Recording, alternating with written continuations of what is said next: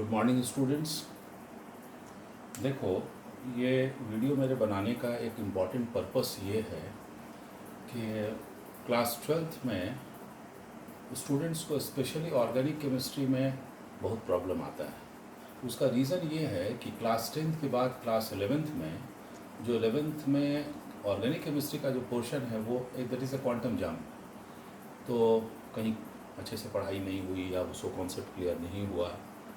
तो ओवरऑल हम देखें हैं क्या कि ऑर्गेनिक केमिस्ट्री में थोड़ा प्रॉब्लम हो जाता है बच्चों को। एनी हाउ, तो पूरे क्लास 11th और 12th में ऑर्गेनिक केमिस्ट्री में जो भी प्रॉब्लम है उसको हम सॉर्ट आउट करेंगे इस यूट्यूब के जरिए, है ना, slowly and slowly. And meanwhile मेरा सबसे इम्पॉर्टेंट ये है कि जैसे मान लो हेलोअल्केन्स पहला चैप्टर है क्लास 12th का, आज हम वही डिस्कस करने वाले हैं। तो उसमें इम्पॉर्टेंट पॉइंट ये हो जाता है कि बहुत सारा चीज़ दिया हुआ है एनसीईआरटी में, जो साइड बुक रहता है उसमें भी बहुत सारा चीज़ दिया रहता है, लेकिन हम उसको शॉर्ट आउट करके जो इम्पॉर्टेंट पॉइंट्स है उस पर हम स्ट्रेस दे रहे हैं, right. And I think that when you go through by reactions and examples you will be able to solve all the questions of NCERT plus side books also। वो हम सब करके दिखा देंगे, don't worry. I will tell you some techniques also. यही काम हम physical chemistry में भी किए हैं, तो उसका भी रिकॉर्डिंग हम तैयार कर रहे हैं यूट्यूब के जरिए। उसका क्लिप हम भेजते जाएंगे, वो तुम लोग देखते रहना, है ना।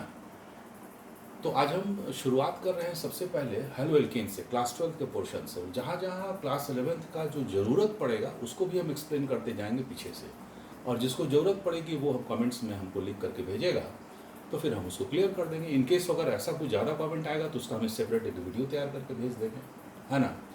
तो मेरा एक प्रयास है, let us see to what extent the students are getting benefit and so far as my 22 year experience of teaching, है ना। तो ज़रा कोशिश करते हैं, है ना। आओ देखो, हेलोअल्केन्स, इसका दूसरा नाम है एल्काइल हैलाइड, ठीक है। सबसे इंपॉर्टेंट पॉइंट क्या है ना, right from beginning I think you might be knowing in class 11th also that suppose if you are removing one hydrogen from alkane, then the species obtained is called alkyl। बहुत पुरानी बात है, कोई नई बात हम नहीं बता रहे हैं। CH4 में से एक हाइड्रोजन हटा दो, इसका नाम हो गया मिथाइल। इथेन में से एक हाइड्रोजन को रिप्लेस कर दो, इसका नाम हो गया इथाइल, एंड सो ऑन ना।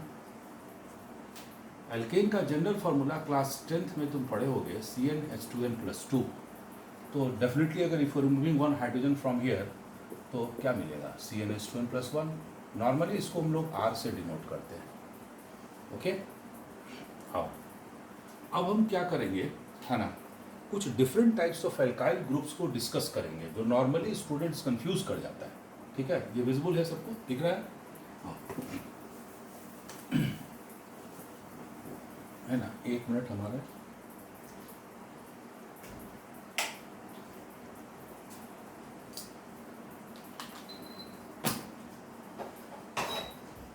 हाँ सॉरी, देखो यहाँ पर, have you heard the name of this alkyl group, that is isopropyl and secondary propyl. There is a great confusion among the students कि आइसोप्रोपाइल क्या होता है, सेकेंडरी प्रोपाइल क्या होता है। देखो एक चीज़ है, ये कार्बन के साथ दो कार्बन जोड़ दो, समझे, जैसे 90 डिग्री के फॉर्म पे लिखा हुआ है ना। स्पेशली हम लिखें, मान लो आइसोप्रोपाइल क्लोराइड लिखना है तुमको, तो यहाँ पर Cl आ जाएगा। ये यूनिट आइसोप्रोपाइल होता है। अब जरा तुम इसको ऐसे भी लिख सकते हो, देखो कहीं कहीं ऐसे भी मिलेगा, इसमें बच्चा कंफ्यूज करता है जहाँ तक मेरा एक्सपीरियंस है। And what you do is that कि इसको स्ट्रेट कर दो, इसको ऊपर और इसको ऐसे कर दो, तो देखो तो ये ऐसे हो जाएगा। देखो सब एक ही चीज़ है, कहीं कोई डिफरेंस नहीं, राइट। अब जरा सेकेंडरी प्रोपाइल में आओ। सेकेंडरी क्लास 11th में पढ़े होंगे कि क्लास, इसका मतलब होता है कि कार्बन का डिग्री 2 होना चाहिए, ठीक है। तो अब अगर हम यहाँ पर ऐसे लेंगे, ये प्रोपेन हो गया, प्रोपेन से एक हाइड्रोजन हटा दो तो प्रोपाइल हो जाएगा, राइट। अब इसमें क्या करो कि यहाँ पर एक 2 डिग्री पर देखो, ये 1 डिग्री है क्योंकि एक कार्बन से एक ही कार्बन अटैच्ड है, इस कार्बन से ये कार्बन अटैच्ड है, ये कार्बन से 2 कार्बन है, इसलिए इसका 2 डिग्री हुआ। और 2 डिग्री को ही सेकेंडरी कहा जाता है ना। इसमें क्लोरीन जोड़ दो। Fortunately unfortunately both are same thing, no change at all, right. So this is isopropyl and secondary propyl. Okay. Now